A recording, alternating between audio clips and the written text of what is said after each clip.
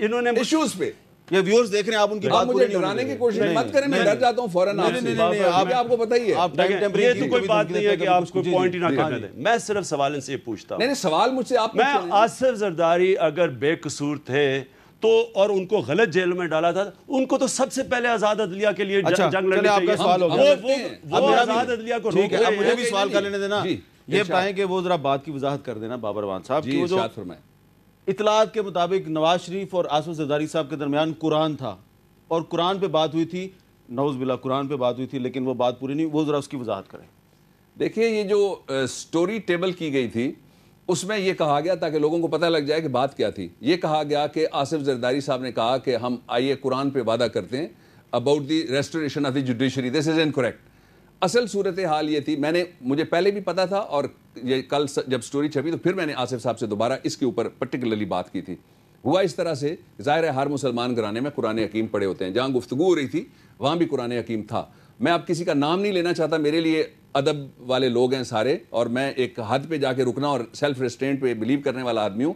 لیکن دوسری طرف سے یہ کہا گیا کہ یہاں جو گفتگو ہوگی یا جو معاہدہ لکھا جائے گا, ہم اس قرآن کو گواہ بنا کے کہتے ہیں کہ وہ گفتگو اور معاہدہ کبھی باہر نہیں نکلے گا. کس نے وائلیشن کی یہ میں دیکھنے والا ہوں اور آپ پہ چھوڑتا ہوں. اچھا جی, اب سردار ریاض صادق صاحب, آپ نے یہ سنا کہ بابر اعوان صاحب یہ کہہ رہے ہیں کہ جو بات ہوئی تھی زرداری صاحب اور نواز شریف صاحب کے درمیان, اس میں یہ طے ہوا تھا کہ اس میں جو معاملات طے پا رہے ہیں ان کو باہر لیک نہیں کیا جائے گا, اور لیک نہ کرنے کا وعدہ جو ہے وہ قرآن پہ دیا گیا تھا, اور ان کی گفتگو سے تاثر یہ ملتا ہے کہ وہ لیکیج آپ کی طرف سے ہوئی.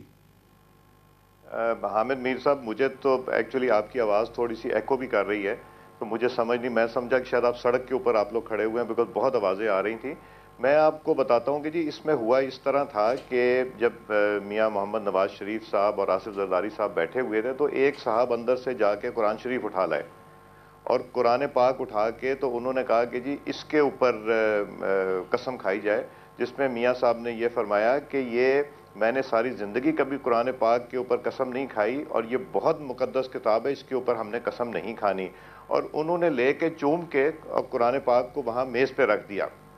یہ ہوا تھا, اور شاید یہ میں 100% شور نہیں مگر شاید کسی نے کہا کہ جی چلیں قرآن پاک گواہ ہے, اس میں آصف زرداری صاحب نہیں بولے, اور یہ بات ہوئی تھی. تو میاں صاحب نے کہا جب ہم نے ایک عہد کر لیا, ایک ریٹن ایگریمنٹ کر لیا, ایک وعدہ کر لیا, تو یہ مناسب نہیں ہے کہ قرآن پاک کو اس چیز کے اندر, یہ دنیاوی چیز کے اندر بیچ میں لایا جائے. دوسری بات یہ ہے کہ جی ہم جو جس چیز کی بحث کر رہے ہیں, میں یقین سے کہہ سکتا ہوں کہ انٹرنیشنل کمیونٹی دیکھ رہی ہے اور پورا پاکستان نے دیکھا کہ جو آصف زرداری صاحب نے پریس کانفرنس کی, اور میں یقین سے کہتا ہوں کہ کل رات 12 بجے سے پہلے ججز بحال ہو جائیں گے اور آصف زرداری صاحب یہ سٹیپ جا کے پارلیمنٹ میں لیں یا جو بھی انہوں نے ڈیسیجن کرنا ہے, میں یقین رکھتا ہوں کہ یہ ہو جائیں گے. سردار ریاض صادق صاحب, آپ کو ابھی تک یقین ہے, ذرا اپنی بات کو دوبارہ دہرا دیں کہ کل رات 12 بجے سے پہلے آپ کے خیال میں ججز بحال ہو جائیں گے؟ اس لیے کہ میں سوچ بھی نہیں سکتا کہ اتنی بڑی ایک ایگریمنٹ دو لیڈرز میں ہوئی ہے. They are leaders of the country and they are leaders of international repute. دنیا دیکھ رہی ہے کہ یہ ایک ایگریمنٹ ہوا ہے دو لیڈرز کا آپس میں, پریس کانفرنس ہوئی ہے, تو میں ڈاؤٹ کر ہی نہیں سکتا کہ یہ چیز فلفل نہیں ہوگی. میں تو یقین رکھتا ہوں کہ یہ انشاءاللہ رات کو 12 بجے سے پہلے یہ ججز بحال ہو جائیں گے اور پریزیڈنشل الیکشن بھی ہو جائے گا اور سب کچھ ٹائم پہ ہو جائے گا. جی عمران خان صاحب, اب سردار ریاض صادق صاحب جو آپ کے دوست بھی ہیں, ایم این اے بھی ہیں اور دوسری دفعہ ایم این اے بنے ہیں, ان کو یقین ہے کل رات 12 بجے سے پہلے ججز بحال ہو جائیں گے, پھر تو آپ کی زرداری صاحب سے لڑائی نہیں رہے گی کوئی.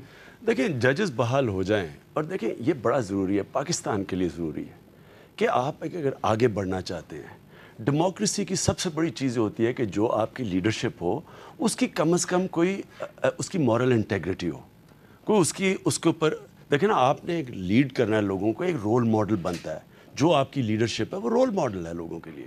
تو اس کے لیے بڑا ضروری ہے کہ آصف زرداری صاحب کو ایک, چلے اگر ان کو جسٹس افتخار کے اوپر نہیں ہے ٹرسٹ, یہ کہتے ہیں نہیں ہے, میں سمجھتا ہوں کہ پاکستان کی تاریخ میں پہلی دفعہ ایک آدمی نے سٹینڈ لیا, پہلے جج نے سٹینڈ لیا, جبکہ وہ کوئی کمپرومائز کر سکتا تھا, اس کو بڑی اپرچونٹیز تھی, وہ سٹینڈ لے گیا.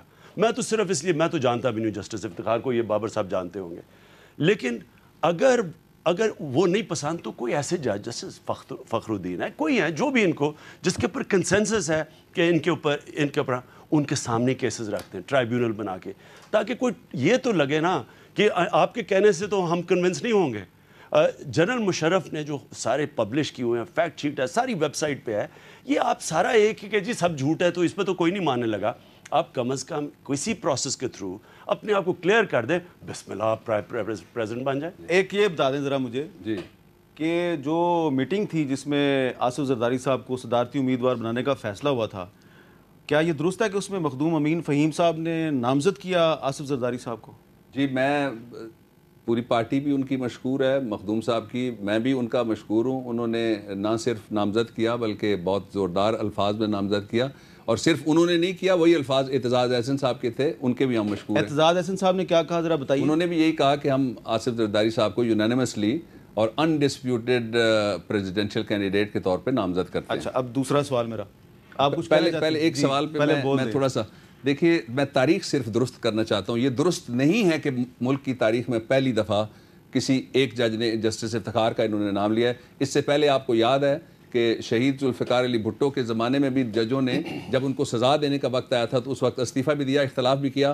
جنرل مشرف کے دور میں جسٹس افتخار صاحب ان لوگوں میں شامل تھے جنہوں نے پہلی دفعہ 2 حلف اٹھائے, لیکن کچھ لوگ اور تھے جن کو باہر رکھا گیا تھا اور نام لینے کی ضرورت نہیں ہے, چیف جسٹس سمیت, جنہوں نے پہلی دفعہ بھی حلف نہیں اٹھایا. سعید الزمان صدیقی صاحب. یس آف کورس, میں درست کرتا ہوں. اچھا ایک چیز یہ دوسرا, جہاں تک اس سوال کا ایڈ کر دوں, اس سوال کی بات نہیں ایڈ تو کرا, بات کمپلیٹ ہو جائے. I will call this otherwise the same thing.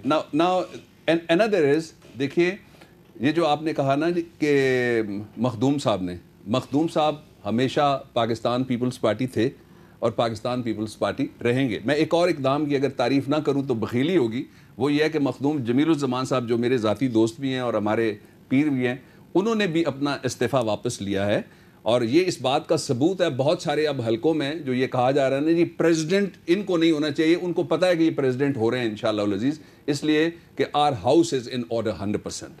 اب ایک میرا سوال, ارشاد, کہ آپ پچھلے 1-1.5 سال میں آپ ہمارے پروگرام میں آتے رہے, اور ماضی قریب میں 2-3 مہینے میں بھی آپ 1-2 دفعہ آئے. جی, آپ پیپلز پارٹی کے ان لیڈروں میں سے ایک ہیں جو 18 فروری کے بعد بھی پرویز مشرف صاحب پہ شدید تنقید کرتے رہے.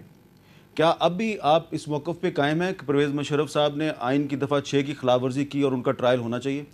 2 باتیں. پہلے تو تھوڑا سا کریڈٹ بھی ایک دوسرے کو دوستوں میں دینے میں کوئی حرج نہیں ہے. دوست جس مرضی پارٹی کا ہو اور جہاں مرضی بیٹھا ہو. میں نے جب یہ کہا تھا آپ کے پروگرام میں کہ جنرل مشرف اگر استعفیٰ نہیں, میں نے کہا تھا کہ 2 چوائسیز ہیں, اس وقت کسی نے نہیں کہا تھا, آپ کے پروگرام میں نے کہا 2 چوائسیز ہیں. پہلی چوائس یہ ہے کہ وہ استعفیٰ دیں یا ان کو اڈیالہ جیل جانا پڑے گا. اسی میز پہ بیٹھ کے اور کرسی پہ میں نے کہا تھا I have a firm belief the law should take its own course. ٹھیک ہے, میں نے ان کے آئین توڑنے پہ اگر کسی کو شک ہو تو وہ میں نہیں کم از کم ہو سکتا کہ انہوں نے آئین توڑا, اور ایک بار نہیں توڑا, ایک سے زیادہ بار انہوں نے آئین توڑا. لیکن آئین توڑنے والے کی جو سزا کے لیے میں نے یہ بھی آپ کے پروگرام میں کہا ہے جو قانون بنا ہوا وہ ناقص ہے, اس کو کہتے ہیں ہائی ٹریزن پنشمنٹ ایکٹس. اگر میں اور آپ پرچہ درج کرانا چاہیں تو ہم پرچہ درج نہیں کرا سکتے, اس کا طریقہ کار اتنا گمبھیر ہے. اسی لیے ہائی ٹریزن پنشمنٹ ایکٹس کو بھی ہم نے جو آئینی پیکج ہے اس میں شامل کر کے رکھا ہوا ہے. 62 نکات میں سے ایک نکتہ ہے کہ اس کا ایک تو دائرہ ٹھیک کیا جائے اور دوسرا پرچہ درج کرانے کا آسان طریقہ اس میں لکھا جائے. یعنی کہ آپ اصولی طور پہ مشرف صاحب کا ٹرائل کرنے کے حامی ہیں؟ میں اصولی طور پہ اگر کوئی ان کے خلاف پرچہ کروانا چاہے تو قانونی طور پہ اس کو روکا نہیں جا سکتا, اور اصولی طور پہ اس کا راستہ نہیں بند کیا جا سکتا. نہیں بند کیا جا سکتا. میں صرف انہوں نے یہ کہا کہ وہ پہلے جج نہیں ہیں, پاکستان کا پہلے جج ہیں جن کو ہاؤس اریسٹ کیا گیا, جو ان کو مشکلات کا سامنا کیا, پریشرائز کیا گیا, پورا زور لگایا ان کو کہ اپنی ڈیسیجن چینج کریں. 20 جولائی سے 3 نومبر تک پورا پریشر ڈالا گیا کہ پریزیڈنٹ کو الیکشن لڑنے دیں ان یونیفارم. ایک آدمی نے سٹینڈ لیا, سفر کیا اس نے, میں اس لیے ان کے ساتھ ہوں. میں دوسری بات ان کے ابھی جو آپ نے بات ان سے کی انڈیمنٹی کی پریزیڈنٹ کی, مجھے یہ بتائیں کہ کسی دنیا کے مہذب معاشرے میں یہ ہوتا ہے کہ جنرل مشرف آصف زرداری پہ 100 ارب سے زیادہ کی کرپشن کر رہے ہیں. آصف زرداری نے on record as head of party کہا ہے کہ انہوں نے 50 ارب روپے کی کرپشن کی ہے, مشرف کے اوپر انہوں نے ڈالا ہے $700 ملین کی, اور یہ سارا قوم کا پیسہ ہے. آپ ایک الزام بھی لگا رہے ہیں, اس کے بعد آپ فراخ دلی سے معاف بھی کر رہے ہیں سب کو, جیسے کہ آپ کا اس پہ ہم بات کرتے ہیں. سعید الزمان صدیقی بھی گھر میں گرفتار ہوئے, باوردی اشخاص ان کے گھر کے باہر رکھے گئے, باہر سے تالا لگایا گیا, اور جن ججوں نے ان سے غداری